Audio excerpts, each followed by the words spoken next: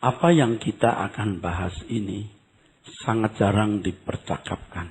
Hampir tidak pernah dibicarakan. Dan kalau jujur, banyak di antara saudara tidak pernah memikirkan sama sekali. Tetapi hal ini harus kita pikirkan juga.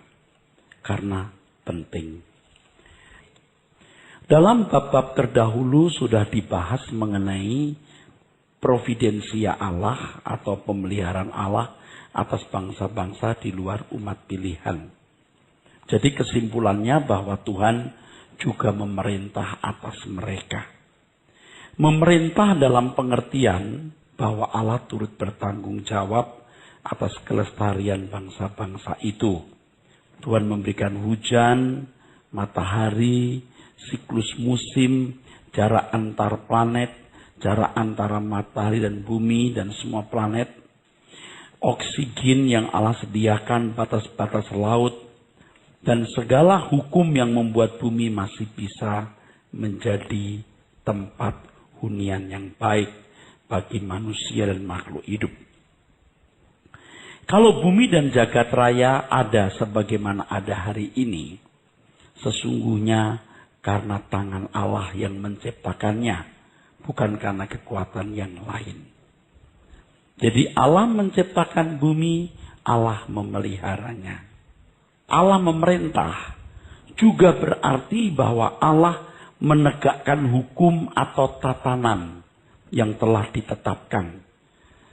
Dan tatanan itu diberlakukan dengan ketat, dengan strict, tidak bergeser. Bukan hanya tatanan alamiah, saudara, seperti batas laut, siklus alam, dan lain sebagainya. Tapi juga tatanan rohani. Tatanan yang tidak alamiah. Yang Allah sendiri harus tunduk, apalagi iblis. Tatanan alamiah membuat jagat raya ini eksis. Tetapi juga ada tatanan rohaniah yang membuat Allah tidak bisa bertindak suka-suka. Sebab Allah diatur oleh dirinya sendiri. Tentu iblis juga tidak bisa berbuat suka-suka. Sebab Allah sudah membuat tatanan atau order. Jadi baik Allah maupun iblis ada dalam batas-batas yang tertentu di mana masing-masing membatasi diri. Nah, tatanan yang ditetapkan Allah tersebut juga disebut rule atau hukum. Rule of life, rule of the game. Nah, seperti misalnya Allah tidak bisa menghukum iblis sebelum bisa membuktikan kesalahannya. Itu hukum rohani. Iblis harus dibinasakan dan menerima hukumannya ketika terbukti dirinya bersalah atau adanya corpus delicti. Nah, iblis tidak bisa memaksa seseorang berbuat jahat. Allah pun tidak bisa memaksa seseorang berbuat baik. Kejadian 4 ayat 5 sampai 7. Kain bisa berbuat baik. Kain juga bisa berbuat jahat. Itu tergantung dari keputusan Kain. Allah tidak bisa paksa, iblis pun tidak bisa paksa. Ada hukum, ada tatanan, saudaraku. Nah, ini ada tatanan alamiah, ada tatanan rohaniah. Tatanan alamiah membuat jagat raya dan bumi ini eksis. Dan Allah mengawal tatanannya ini. Allah memelihara kesetiaannya sampai selama-lamanya. Ada tatanan rohani, di mana iblis dalam batas-batas tertentu, ia tidak bisa berbuat suka-suka sendiri. Sebaliknya Allah juga membatasi diri dan tidak bisa berbuat suka-suka sendiri. Sebab di dalam diri Allah ada tatanan atau hukum. Ada rule of the game, rule of life. Contohnya, iblis tidak bisa dihukum sebelum terbukti berbuat salah. Dan kalau nanti terbukti berbuat salah, iblis harus menerima hukuman itu. Yaitu kalau ada corpus delicti. Fakta yang membuktikan suatu kesalahan telah dilakukan. Nah, menjadi masalah yang harus dipecahkan adalah bagaimana tempat atau kedudukan iblis di atas bumi ini sebelum Tuhan Yesus bangkit. Sebenarnya yang berkuasa atas bumi ini adalah Allah atau Lucifer yang jatuh. Nah, saudara, saya kira selama ini pengertian kita, pengertian banyak orang Kristen, iblis itu berkuasa atas bumi ini.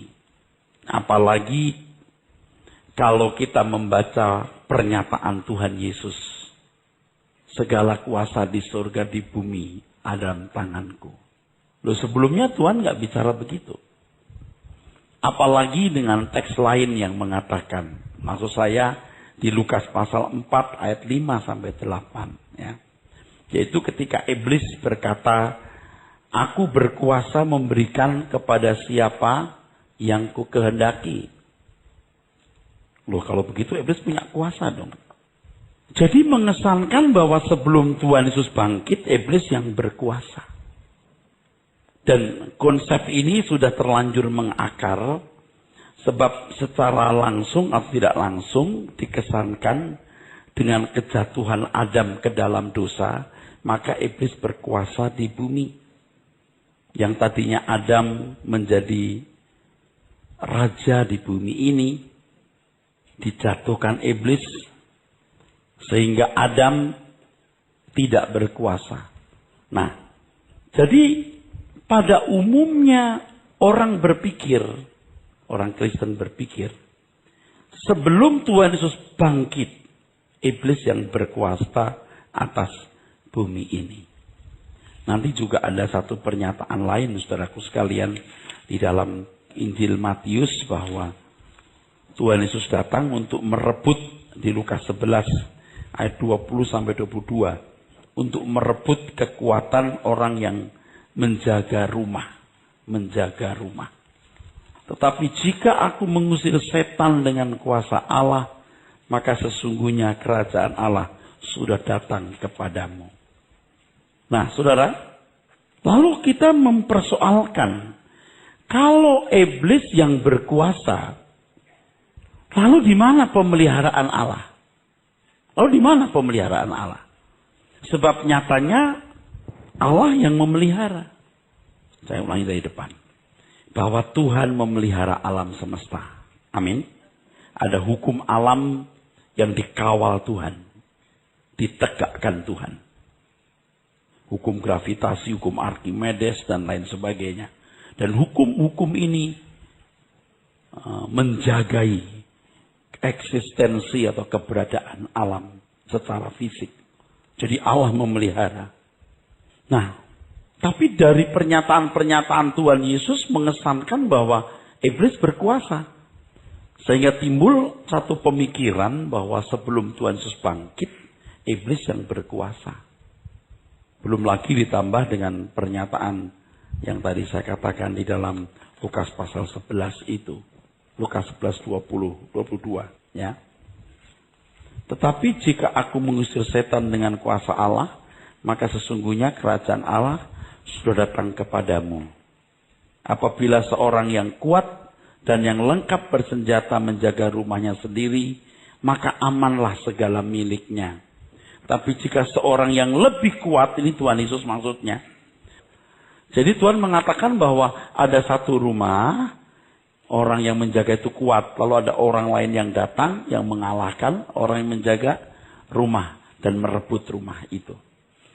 Nah, teks-teks ini atau ayat-ayat ini membangun satu kesan.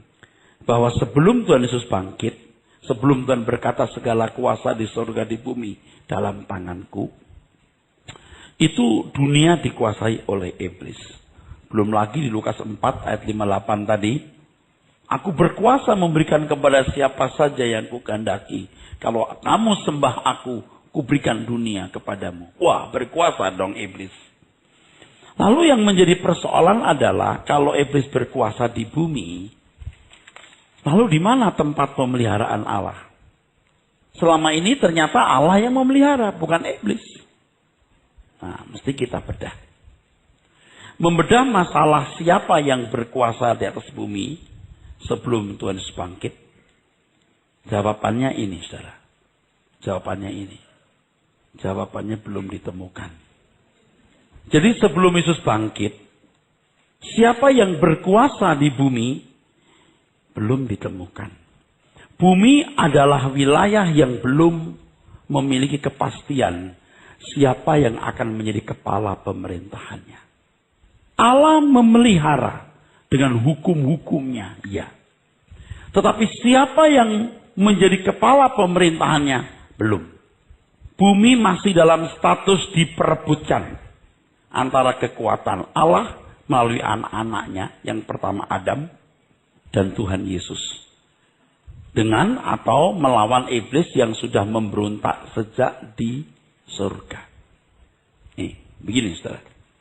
Jadi sebelum Yesus bangkit, bumi ini tetap dipelihara oleh Allah. Amin.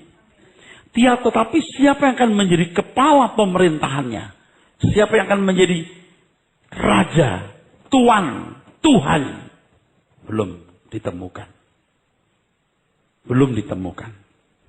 Nah, kalimat berikutnya. Dalam ronde pertama, kekuatan dari Allah kalah. Yaitu karena kejatuhan manusia ke dalam dosa. Kembali bicara mengenai manusia. Saya bertemu dengan seorang Kristen. Tidak tahu dia Kristen atau masih setia atau enggak. Dia ngomong gini, Pak, kayaknya dia sudah tidak percaya Yesus lagi. Dia sudah meninggalkan imannya. Waktu itu apa masih sudah balik, saya tidak tahu. Dia bilang gini, Pak, anak saya ngomong begini. Tuhan itu untuk apa menciptakan manusia? Katanya anak saya punya pemikiran, Pak. Apa? Tuhan itu menciptakan manusia untuk membahagiakan manusia di dunia dan di akhirat. Jadi, kalau di dunia tidak bahagia, di akhirat pasti nggak bahagia. Saya nggak jawab. Kalau dia ikut PA, dia akan tahu. Manusia diciptakan Allah untuk menjadi corpus delicti. Membuktikan bahwa iblis bersalah. Kenapa Allah tidak bisa menghukum iblis? Sebab belum bisa dibuktikan. Nah saudara, kok mosok begitu? Kalau saya mesti menjelaskan dalam satu kalimat, miskin dan bodoh. Ya, picik dan dangkal. Itu aspeknya luas dari berbagai dimensi dan perspektif. Ya, jadi jangan mensimplifikasi. Begitu-begitu. Tidak semiskin itu. Oke. Jadi Adam yang pertama itu diciptakan Allah untuk membuktikan iblis bersalah. Adam harus sempurna. Nanti kan dijawab soal selem demoth, ya kan? Apa itu selem, apa itu demoth? Gambar Allah. Ya, itu rumit. Nah ternyata ronde pertama ini kalah. Iblis berkuasa dong? Belum. Karena masih ada Adam terakhir. 1 Korintus 15 ayat 45. Adam yang terakhir yaitu Tuhan Yesus Kristus. Jadi siapa yang berkuasa atas bumi ini ditentukan siapa yang akan menjadi pemenang. Kalau di ronde kedua ini ternyata Tuhan Yesus gagal menyelamatkan dunia, tentu saja iblis yang menang. Ia menjadi tuan, bukan hanya di bumi, jangan-jangan juga di surga. Pernahkah saudara berpikir, Tuhan mengatakan langit baru, bumi baru. Pasti bukan langit lama dong. Anda yakin gak bahwa surga itu tempat yang sekarang malaikat berada? Kalau surga itu tempat malaikat berada, apakah Tuhan mengatakan langit baru, bumi baru? Kita kan gak tahu di mana iblis diciptakan Tuhan. Di satu surga. Surga itu apa? Jelasin lagi. Surga itu samayim. Samai itu tunggal. Tambah yim jadi jamak. Surga itu, heaven, itu sebenarnya jagat raya yang tidak terbatas ini. Ada tingkatan surga, langit kita di atas, 2 tempat roro jahat, bisa jadi. Yang ketiga, langit ketiga. Itu tempat surganya Allah Bapa. Jagat raya ini tidak terbatas, saudaraku sekalian. Ya, tidak terbatas. Secara fisikly pasti ada tahta Bapak di surga. Pasti ada tahta Bapak di surga. Pasti. Kalau kita belajar tentang Lucifer, ingat ya diciptakan di taman Taman Tuhan, bukan tahta Tuhan. Ingat, beda loh. Taman Tuhan dengan tahta Tuhan beda.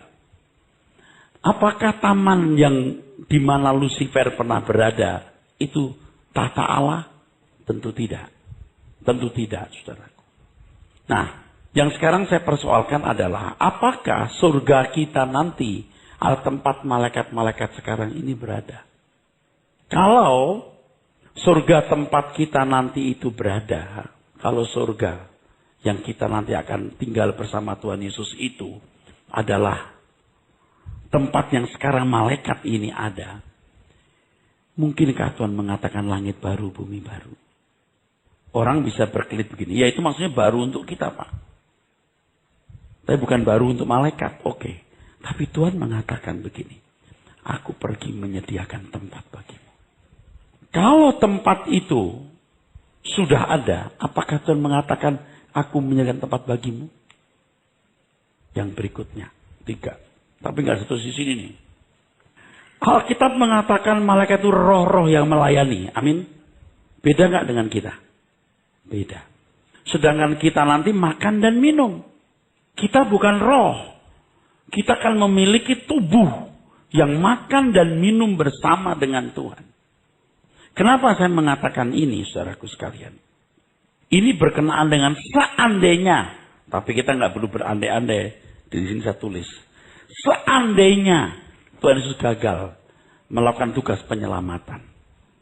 Rajanya adalah Lucifer di bumi ini. Dan juga di surga. Bukan tahta Bapak loh. Menurut yang saya pahami, Allah nggak mungkin dikalahkan. Tapi surga di mana iblis pernah ditaruh, di mana dia tidak menurut dengan Allah Bapa, disitulah dia bisa berkuasa. Selamanya nggak mungkin Allah dikalahkan. Tetapi iblis memberontak, maksudnya mau menyamai Allah. Mau menyamai Allah artinya tidak mau hidup dalam ketertundukan kepada Allah. Sedangkan Allah mengendaki tidak ada makhluk yang boleh tidak tunduk kepadanya. Amin. Allah nggak mungkin ditandingi. Dia nggak mungkin menyamai Allah. Nggak pernah bisa. Allah tidak kelihatan, saudaraku. Tetapi iblis mau memiliki negara di dalam negara. Kerajaan dalam kerajaan. Ini harus ditumpas. Seandainya menang, iblis akan berkuasa di bumi ini. Dan di satu tempat yang namanya surga. Tempat di mana ia pernah diciptakan. Oke. Sebelum Tuhan Yesus memenangkan pergumulan melawan iblis, iblis masih bisa di surga maupun di bumi. Betul? Iblis yang berniat merebut surga masih melihat kesempatan untuk memenangkan pergulatan melawan Allah. Yaitu jika ia tidak bisa dibuktikan berbuat salah. Atau jika tidak ada corpus delicti. Oke? Jadi iblis itu masih bisa di surga. Surga di mana dia diciptakan dan di bumi. Sementara belum ditemukan atau ditentukan siapa pemenangnya, bumi dalam pemeliharaan Allah berdasarkan tatanan yang telah ditentukan.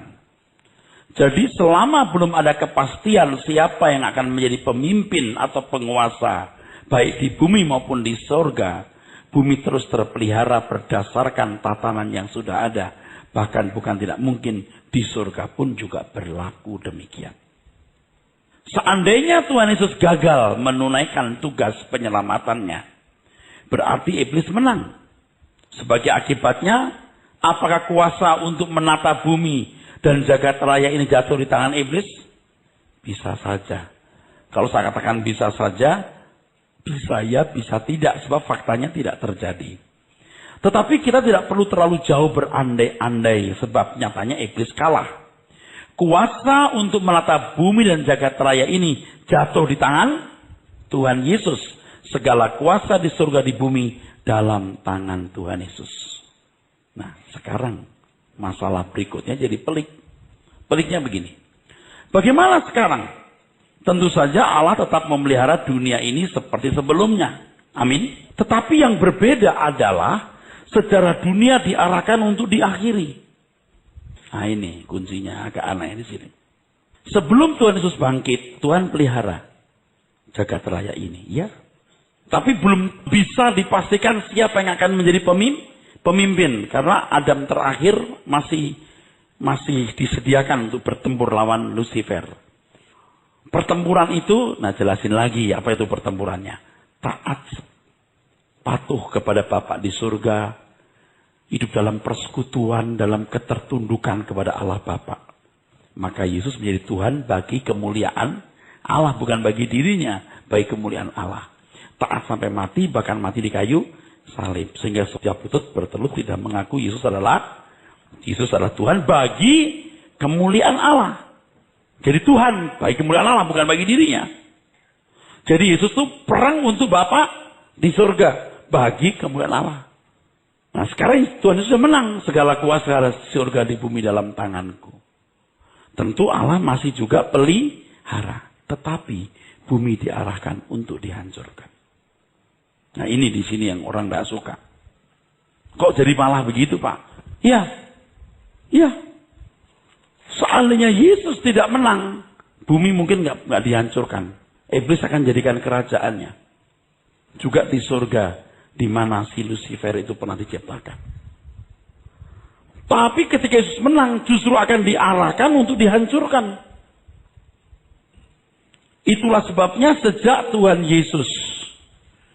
Tuhan Yesus menang, maka mulailah dekade fase zaman akhir atau akhir zaman. Ketika Petrus dan murid-muridnya dipenuhi Roh Kudus di kota Yerusalem seperti nubuat Nabi Yoel, ini zaman akhir dimulai dari ketika Tuhan Yesus naik ke surga.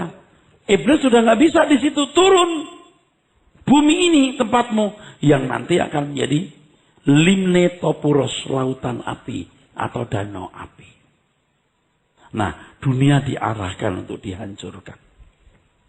Itulah sebabnya disebut zaman akhir atau akhir zaman, bukan hanya akhir zamannya manusia, akhir zamannya iblis. Berapa ratus miliar tahun dia pernah eksis. Sekarang diakhiri. Sebelum Tuhan Yesus datang ke kerajaan dunia dikuasai dan dimiliki oleh iblis, Lucifer yang jatuh.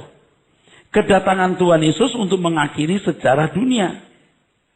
Maksud dikuasai di sini adalah bahwa iblis masih bisa berhadir, bergerak, bertindak. Nah, mungkin kita perlu membaca Matius 10 ayat 34. Matius 10 ayat 34. Ya. Jangan kamu menyangka bahwa aku datang untuk membawa damai di atas bumi. Aku datang bukan untuk membawa damai, melainkan pedang. Ya, terus. Sebab aku datang untuk memisahkan. Oke, cukup. Matius 24 ayat 6 sampai 8. Matius 24 ayat 6 sampai 8. Kamu akan mendengar deru perang atau kabar-kabar tentang perang. Namun berawas-awaslah, jangan kamu gelisah, sebab semuanya itu harus terjadi. Tetapi itu belum kesudahannya. Sebab bangsa akan bangkit melawan bangsa, dan kerajaan melawan kerajaan. Akan ada kelaparan dan gempa bumi di berbagai tempat. Akan tetapi semuanya itu barulah permulaan penderitaan menjelang zaman baru. Oke, saya pernah khotbahkan di sini kata penderitaan. Kata penderitaan itu adalah odinon. Odinon itu penderitaan orang yang bersalin. Makanya penterjemah kita bingung, saudara. Diterjemahkan apa ya gitu. Kan ada kalimat menjelang zaman baru. Teks aslinya nggak ada itu. Teks aslinya nggak ada. Menjelang zaman baru, tidak ada. Permulaan penderitaan, titik. Makanya pada waktu pertama saya membaca teks ini, bahasa teks aslinya, lah kok dikarang-karang nih penterjemah Indonesia ini. Oh, baru setelah saya tahu baru-baru ini, oh pantas. Karena arkeodinon itu artinya penderitaan, permulaan penderitaan. Permulaan penderitaan ibu yang melahirkan. Ini kalau odinon itu menunjuk ibu yang menderita. Bukan penderitaan umum, tripsis. Ada kata tripsis penderitaan. Tapi ini penderitaan orang yang menghamil. Capek dong menerjemahkannya gimana. Jadi sebelum kerajaan Tuhan dinyatakan tuh penderitaan akan makin sakit. Seperti yang terus bayi dibawa. Ingat ya? Ibu-ibu kalau menderita kan terus gitu ya. Nah, jadi setelah Tuhan Yesus memiliki segala kuasa di surga di bumi, bumi diarahkan untuk dihancurkan. Sebelumnya tidak bisa. Nah, di dalam Wahyu pasal 5 sampai 8 soal kuda-kuda, ingat. Kuda-kuda. Kuda-kuda itu bicara mengenai pergerakan-pergerakan yang merubah warna dunia. Dan pergerakan-pergerakan itu ada yang positif, ada yang negatif. Yang positif cuma satu. Warna putih. Kemarin masih ada orang ketemu saya bilang, Pak, selama ini yang saya tahu kuda putih itu, Pak, itu antikris. Kenapa? Sebab ada kata busur. Justru busur bukan anak panah. Jadi menang tanpa perang. Tapi Pak, di kitab ini ada busur kepalsuan. Ya itu kan urusan lain, kenapa dipaksakan di situ? Nah ini loh penyakit. Ada kata busur kepalsuan di Perjanjian Lama, terus ini dihubungkan ini palsu. Ya ndak atuh, beda. Ini kapan ditulisnya, ini kapan ditulisnya, konteksnya apa, nggak ada hubungan. Nanti kalau ada busur wanita, ini wanita loh, gimana? Kan jadi kacau kan? Busur perang, apalagi kan nggak ada kata itu busur bukan anak panah. Oke, saya udah jelaskan teks aslinya ya. Oke. Nah kitab Sakaria, ini mesti Bapak Ibu mesti belajar Alkitab ya. Di kitab Sakaria itu ada kuda-kuda berwarna-warni juga. Yang terbang mengeliling dunia, pulang lagi. Terbang mengeliling dunia, pulang. Lalu ada suara mengatakan, damai, damai, damai. Jadi damai. Tapi ketika Tuhan sudah datang, gulungan kitab itu begini loh Bu. Kita nggak tahu isinya apa. Karena dikasih meterai, stempel. Dibuka. Yang bisa buka cuma anak domba. Nah, begitu dibuka jebret kuda putih. Kuda putih itu adalah kekuatan kekristenan atau Injil yang merubah dunia. Betul? Ada kuda hitam itu soal ekonomi, kesulitan ekonomi, kelaparan. Ya. Kuda merah itu perang. Kuda hijau. Nah, itu kloros, itu kekuatan dari Timur Tengah. Dan itu mempengaruhi dunia hari ini. Warna hijau itu. Itu sudah dinubuatkan oleh Alkitab. Dan yang bisa melegalisir semua peristiwa itu Tuhan Yesus. Memang sudah saatnya diakhiri dunia ini. Kejahatan manusia sudah mestinya dihukum. Diakhiri. Jadi diarahkan untuk dihancurkan. Nah, apakah Allah nggak pelihara dunia lagi? Tentu Tuhan memelihara. Tetapi Tuhan lebih memelihara umat pilihan yang akan dijadikan pewaris kerajaannya. Oleh sebab itu, hal kebutuhan jasmani tidak lagi menjadi sesuatu yang penting. Ya ketika orang Kristen teraniaya, hidup susah, kok Allah nggak pelihara? Di mana providensianya? Sengaja memang. Karena Tuhan tidak mempersiapkan mereka menjadi mempelai-mempelai. Beda dengan orang Israel. Orang Israel, saudaraku sekalian, itu secara jasmani dipelihara. Orang Kristen secara jasmani malah kadang-kadang kurang dipelihara. Atau dibiarkan. Ya kalau saudara hari ini mungkin nyaman ya. Tapi kalau masa aniaya. Atau ketika orang-orang Kristen ada di negara-negara yang. Atau di tempat-tempat di mana Injil ditolak. Kalau orang nyolong kok makmur. Orang nyolong sedikit ketahuan. Berkatnya dibatasi. Kalau orang dunia mau apa juga suka-suka dia. Tapi kalau anak Tuhan dibatasi. Karena Allah lebih memperhatikan keselamatan jiwa. Jadi providensia Tuhan itu harus dipahami dengan kacamata yang benar menurut iman Kristen. Nah, kesalahan banyak orang hari ini adalah tidak mengerti hal ini. Dia pikir dunia tambah makmur. Tidak bisa. Dunia ini akan semakin terpuruk. Dunia akan semakin hancur. Anak Tuhan pasti dipelihara. Tetapi Tuhan akan lebih memperhatikan keselamatan jiwa dan penyempurnaannya. Jadi kalau saudara melihat Stefanus dilempari batu lalu Allah Bapak seperti tidak peduli. Di mana providensianya Tuhan?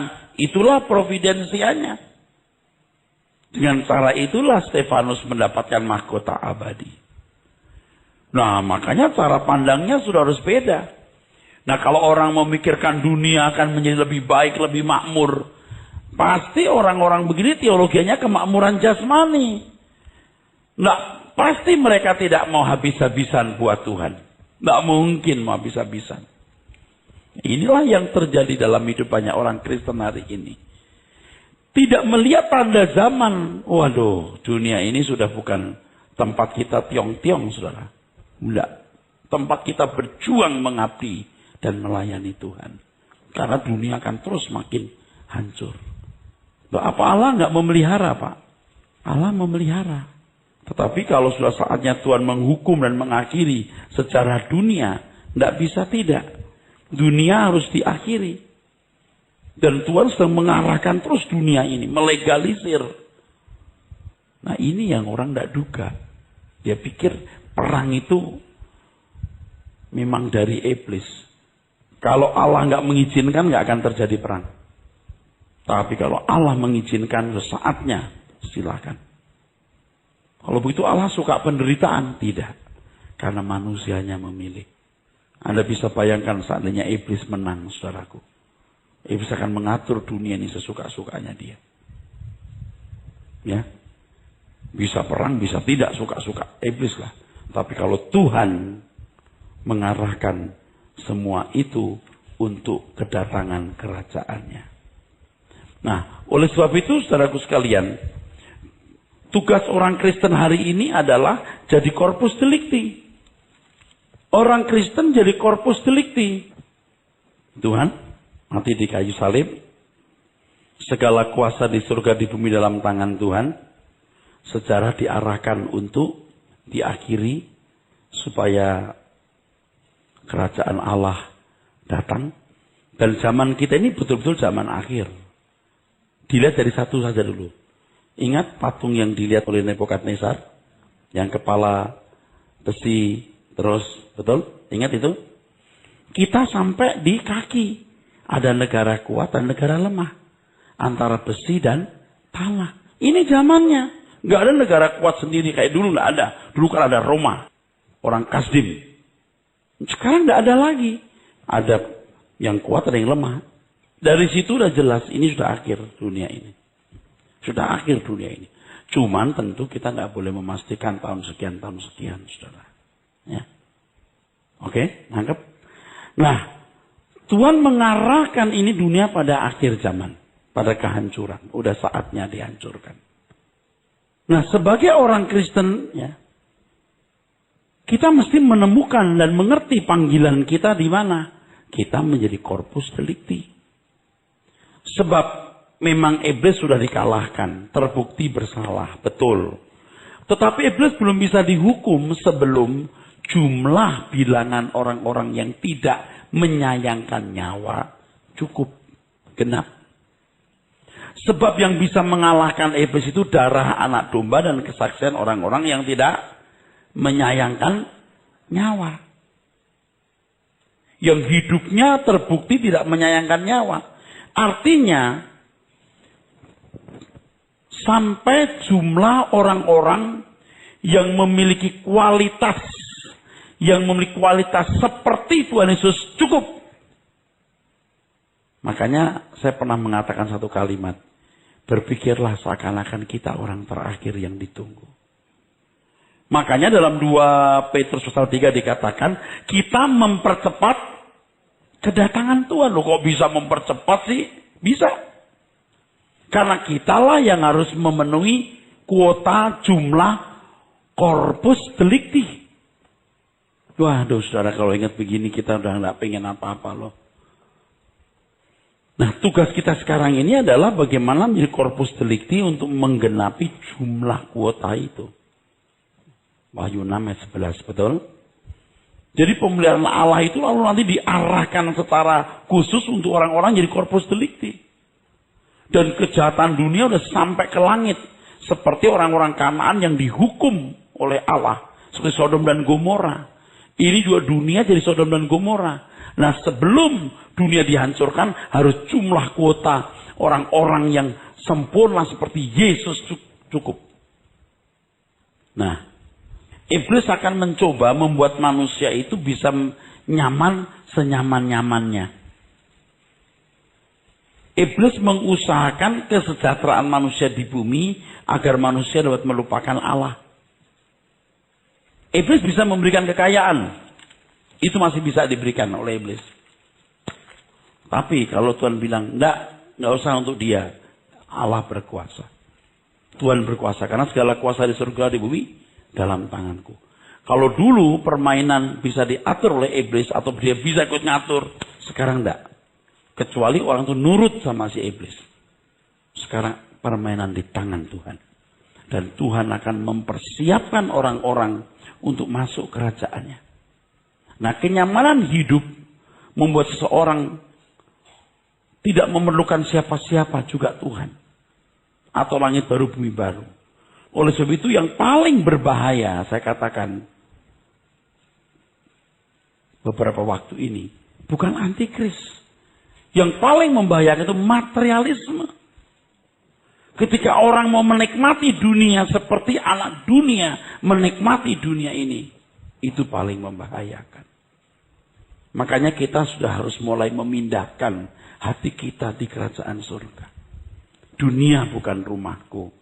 Kalau aku hidup, aku harus sempurna. Itu sudah setengah mati, saudaraku sekalian. Dunia ke depan tuh nggak tambah baik. Nggak akan tambah baik. Pergolakan-pergolakan dunia kita hari ini luar biasa. Kejahatan manusia luar biasa, saudaraku. Ya, luar biasa. Tidak menjanjikan. Jadi kalau kita hari ini bisa kerja, bisa makan, cukup puji Tuhan. Luar biasa. Jangan mimpi jadi orang kaya raya deh. Jangan deh, saudaraku, ya. Kaya boleh, sangat kaya boleh. Ingin kaya jangan. Kalau kita kaya, kita banyak duit, saudara, kita mau efektif buat Tuhan. Itu yang penting. Providensia Allah tetap diberikan. Tetapi Allah sudah saatnya mengakhiri sejarah dunia ini. Ingat ini. Pemeliharaan Allah secara khusus ditujukan kepada mutiara-mutiara Tuhan yang akan menjadi perwira-perwira tinggi kerajaan Allah. Kalau bisa mengerti hal ini, saudaraku, Anda sulit duniawi. Ya. Sulit. Sampai nggak bisa duniawi. Punya barang-barang banyak pun nggak jadi sombong. Punya uang banyak pun nggak jadi angkuh. Dan saudara akan membela Tuhan tanpa batas. Saudara akan membela Tuhan tanpa batas. Saudara akan mengasihi Tuhan tanpa batas. Amin.